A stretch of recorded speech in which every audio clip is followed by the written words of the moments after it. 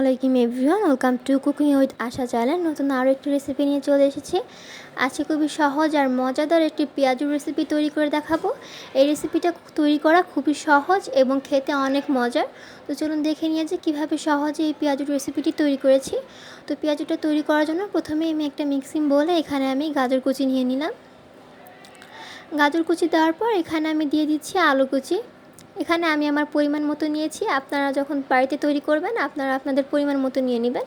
তারপর এখানে দিয়ে দিচ্ছি বরবটি কুচি। আপনারা চাইলে আপনাদের পছন্দ মতো যে কোনো সবজি এখানে অ্যাড করতে পারেন। তারপর এখানে দিয়ে দিলাম পেঁয়াজ কুচি আর মরিচ কুচি। ঝালটা আপনারা আপনাদের পছন্দ মতো বাড়িয়ে কমিয়ে দিবেন। তারপর এখানে দিয়েছি মুরগির মাংস, আর এই মাংসগুলোকে আমি ছোটো ছোটো করে কেটে নিয়েছি। তারপর মুরগির মাংস দেওয়ার পর এখন দিয়ে দিচ্ছি আদা বাটা, রসুন বাটা হাফ চা চামচের মতো। তারপর দিয়ে দিচ্ছি স্বাদ মতো লবণ। স্বাদ মতো লবণটা দেওয়ার পর এখন দিয়ে দিচ্ছি 1 টেবিল চামচের মতো ধনিয়ার গুঁড়া, আর এখন দিব 1 টেবিল চামচের মতো জিরার গুঁড়া।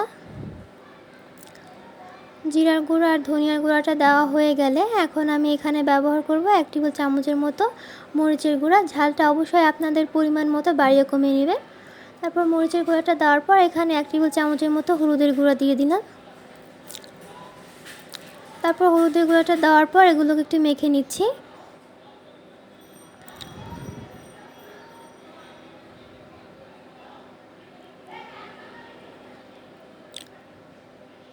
মশলাটা খুব ভালোভাবে মেখে নেওয়া হয়ে গেলে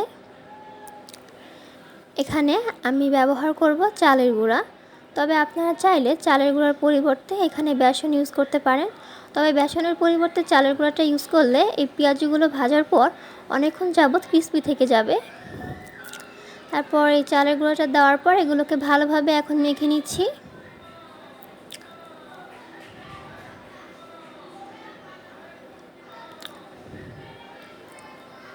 তো ভালোভাবে মেখে নেওয়া হয়ে গেলে এখানে আমার একটু পানি লাগবে। তো এখানে আমি নর্মাল পানি নিচ্ছি, আর এই পানিটা কিন্তু বেশি দেওয়া যাবে না, অল্প একটু পানি দিতে হবে। পানিটা দেওয়ার পর এগুলোকে ভালোভাবে আবার এখন মেখে নেব। মেখে নেওয়ার পর 2 থেকে 3 মিনিট এখানে আমি রেখে দিচ্ছি। রেখে দেওয়ার পর ব্যাটারটা ঠিক এরকম ঘন হয়ে যাবে।